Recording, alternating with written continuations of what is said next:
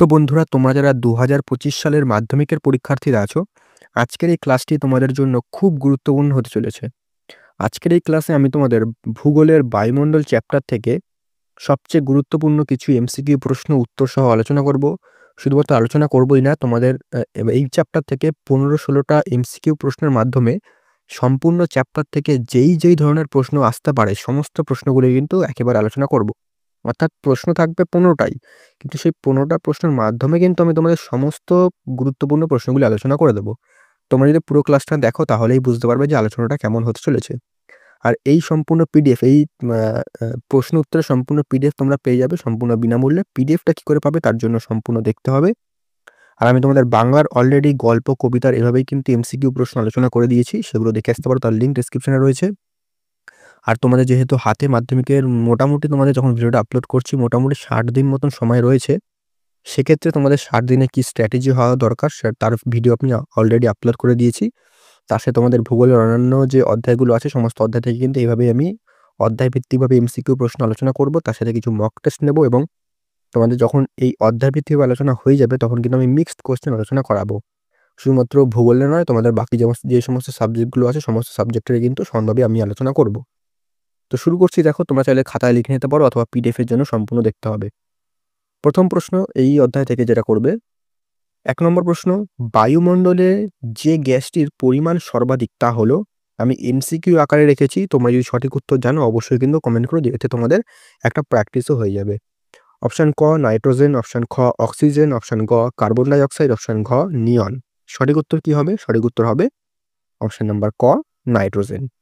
সাথে একটা চার্ট দিয়ে দিয়েছি। তোমরা এখানে বুঝতে পারবে যে অন্যান্য গ্যাসগুলোও কিন্তু জিজ্ঞাসা করতে পারে। যেমন নাইট্রোজেন সবচেয়ে বেশি রয়েছে 78%, 78% রয়েছে নাইট্রোজেন। অক্সিজেন রয়েছে 20.95% এবং বাকি গ্যাসগুলো দেখতে পারো। কার্বন ডাই অক্সাইড 0.03%, আর্গন রয়েছে 0.93% এবং ওয়াটার ভেপার মানে জলকণা যেটাকে বলে সেটা রয়েছে 1%। তো এখান থেকেও কিন্তু প্রশ্ন দিতে পারে। ক্লিয়ার? পরবর্তী প্রশ্ন, বায়ুমণ্ডলের কোন স্তরে ওজোন গ্যাস থাকে? অপশন নাম্বার ক ট্রপোস্ফিয়ার, অপশন নাম্বার খ স্ট্র্যাটোস্ফিয়ার, অপশন নাম্বার গ মেসোস্ফিয়ার, অপশন নাম্বার ঘ আয়োনোস্ফিয়ার। সঠিক উত্তর কি হবে? সঠিক উত্তর হবে অপশন নাম্বার খ স্ট্র্যাটোস্ফিয়ার। এবং বায়ুমণ্ডলের কোন স্তরে কি ঘটনা ঘটে সেগুলো কিন্তু পড়তে হবে। যেমন বেতার তরঙ্গ কোন স্তর দিয়ে যায়, প্লেন ওড়ে কোন তরঙ্গ দিয়ে, ওজোন গ্যাস তো বলে দিলাম। এগুলো কিন্তু তোমাদের পরীক্ষায় দেওয়া হয়। পরবর্তী প্রশ্ন ৩ নম্বর জন্য এটা রেখেছি আমি। বায়ুমণ্ডলের যে স্তরে অরোরা অর্থাৎ মরুজ্যোতি দেখা যায় তাকে সেটা কোন স্তর? অপশন নাম্বার ক ট্রপোস্ফিয়ার, অপশন খ স্ট্র্যাটোস্ফিয়ার, অপশন নাম্বার গ মেসোস্ফিয়ার, অপশন নাম্বার ঘ আয়োনোস্ফিয়ার। সঠিক উত্তর কি হবে? সঠিক উত্তর হবে আয়োনোস্ফিয়ার। এর সাথে কি প্রশ্ন দিতে পারে? বায়ুমণ্ডলের শীতলতম স্তর কোনটা? উত্তর হবে মেসোস্ফিয়ার। বায়ুমণ্ডলের সবচেয়ে যদি বলি উপরের স্তর কোনটা হবে? ম্যাগনেটোস্ফিয়ার। এই প্রশ্নগুলো কিন্তু দিতে পারে। দেখলে একটা প্রশ্ন বললাম, তার সাথে কি প্রশ্ন আরো হতে পারে সেগুলো কিন্তু আলোচনা করে দিলাম। এভাবেই কিন্তু পড়তে হবে। এভাবে পড়লে তোমাদের কিন্তু প্রশ্নগুলো কম পড়তে হবে না, পড়তে তো সেমই হবে কিন্তু পড়তে ভালো লাগবে।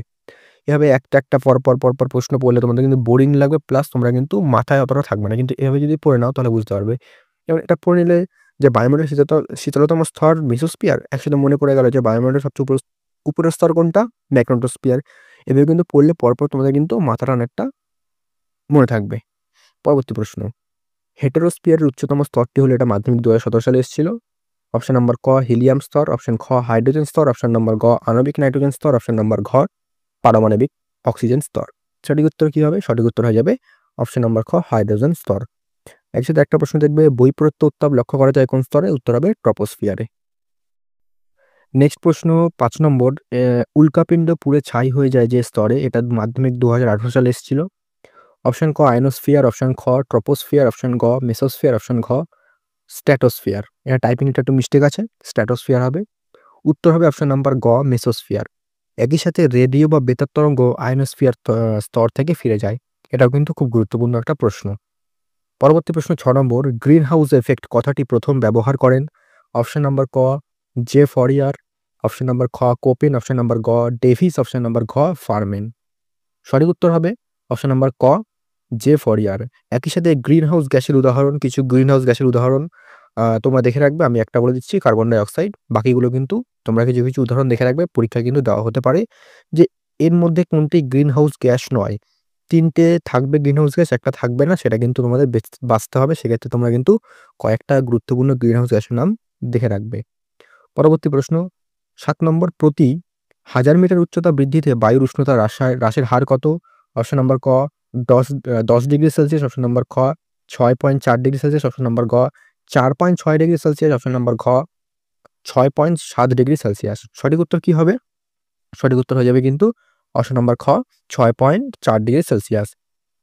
একই সাথে দেখবে ভূপৃষ্ঠ সূর্য থেকে সর্বাধিক তাপ শোষণ করে দুপুরবেলাতে এবং সারাদিনে সবচেয়ে কম উষ্ণতা থাকে কখন? ভোরবেলাতে থাকে।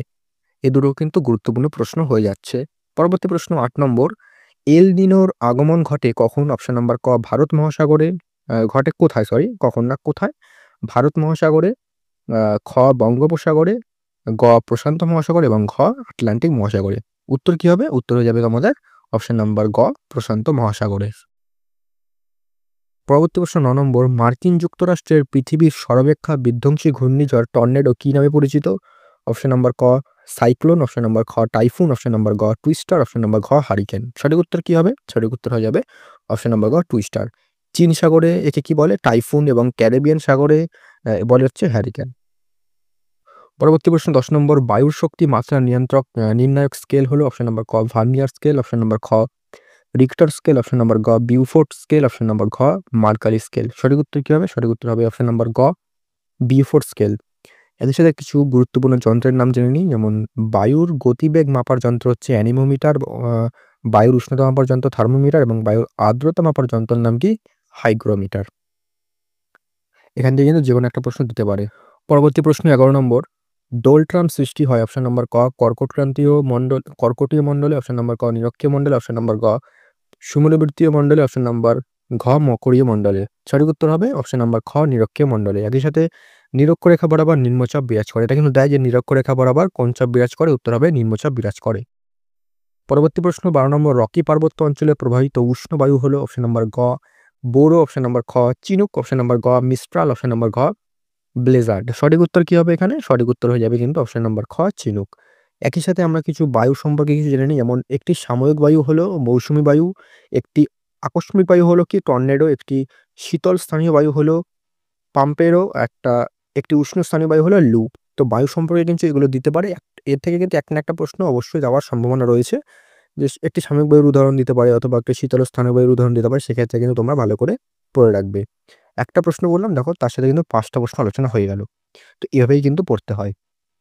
১৩ নম্বর, জেট বায়ুর গতিবেগ ঘন্টায় কত? অপশন নাম্বার ক ২০ থেকে ৩০ কিলোমিটার, অপশন নাম্বার খ ৩০ থেকে ৪০ কিলোমিটার এটা পার ঘন্টা, অপশন নাম্বার গ ৪০ থেকে ১০০ কিলোমিটার এবং অপশন নাম্বার ঘ ১০০ থেকে ১৫০ কিলোমিটার।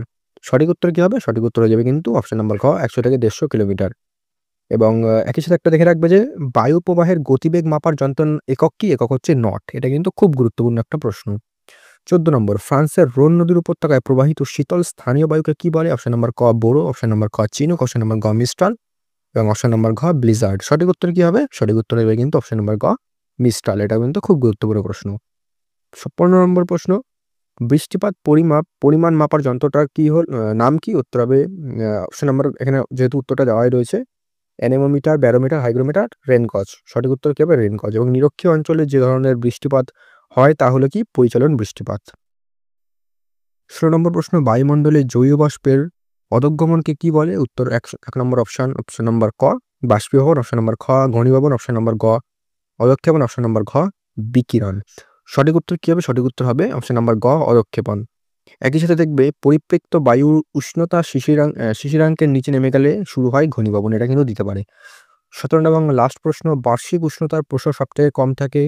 অপশন নাম্বার ক নিরক্ষীয় জলবায়ু অঞ্চলে, অপশন নাম্বার খ ভূমধ্যসাগরীয় জলবায়ু অঞ্চলে, অপশন নাম্বার গ স্টেপ জলবায়ু অঞ্চলে, অপশন নাম্বার ঘ মৌসুমী জলবায়ু অঞ্চলে। উত্তর কি হবে? অপশন নাম্বার ক নিরক্ষীয় জলবায়ু অঞ্চলে। একই সাথে দেখবে নিরক্ষীয় জলবায়ুতে ঋতু পরিবর্তন দেখা যায় না। এটা কিন্তু খুব গুরুত্বপূর্ণ। মেঘাচ্ছন্নতার হিসাব করা হয় অক্টাস এককের সাহায্যে। এটাও খুব গুরুত্বপূর্ণ। এবং ভারতের একটি বৃষ্টিচ্ছায়া অঞ্চল হলো শিলং। এটাও কিন্তু খুব গুরুত্বপূর্ণ। তো এই ছিল তোমাদের বায়ুমণ্ডল অধ্যায় থেকে কিছু গুরুত্বপূর্ণ এমসিকিউ প্রশ্ন। তো আলোচনাটা দেখলে আলোচনাটা কেমন লাগলো অবশ্যই জানাবে। দেখো, আমি ১৭টা প্রশ্ন দিলাম, তার মধ্যে কিন্তু যেগুলো ওই সম্পর্কিত উত্তর সম্পর্কে যে সমস্ত প্রশ্ন বাকি সাইড থেকে আসতে পারে বা আসার সম্ভাবনা রয়েছে, সেগুলো কিন্তু একেবারে আলোচনা করলাম। আমি চাইলে ৫০-৬০টার মতন এমসিকিউ পরপর বলে দিতে পারতাম, সেটা কিন্তু পড়তেও তোমাদের ভালো লাগতো না, হয়তো ভিডিওটা পুরোটা দেখতেও না। এভাবে দেখলে তোমাদের পড়তেও সুবিধা হবে। আর পিডিএফটা তোমরা কী করে পাবে? পিডিএফের জন্য তোমরা স্ক্রিনে একটা হোয়াটসঅ্যাপ নাম্বার নিশ্চয়ই দেখতে পাচ্ছ, সেই হোয়াটসঅ্যাপ নাম্বারে মেসেজ করবে। মেসেজ করে বলবে তোমাদের এই পিডিএফের কথা, তোমরা কিন্তু সেখানে সম্পূর্ণ বিনামূল্যে পেয়ে যাবে। কোনো রকম কিন্তু কোনো টাকা পয়সার কোনো ব্যাপার নেই। সম্পূর্ণ বিনামূল্যে পিডিএফটা পেয়ে যাবে। আর তোমাদের ভূগোলের অন্যান্য যে অধ্যায়গুলো আছে সমস্ত অধ্যায় থেকে খুবই গুরুত্বপূর্ণ এমসিকিউ প্রশ্ন এভাবে আলোচনা করব। প্রত্যেকটা ক্লাস দেখবে, তাহলে কিন্তু তোমাদের অনেকটা সুবিধা হবে। আর বাংলার কিন্তু অলরেডি কিছু ক্লাস করিয়ে দিয়েছি, সেগুলো দেখে আসতে পারো, তার লিঙ্ক ডেসক্রিপশনে রয়েছে। এবং ইতিহাসেরও ক্লাস খুবই তাড়াতাড়ি নিয়ে আসবো। অথবা তোমরা যদি ভিডিওটা পরে দেখে থাকো, অলরেডি কিন্তু হয়তো চলে এসেছে, তোমরা কিন্তু চাও চ্যানেলটা একবার চেক আউট করতে পারো। ক্লিয়ার? তো দেখা হচ্ছে পরবর্তী ভিডিওতে নতুন কোনো আপডেট ও সাজেশন নিয়ে।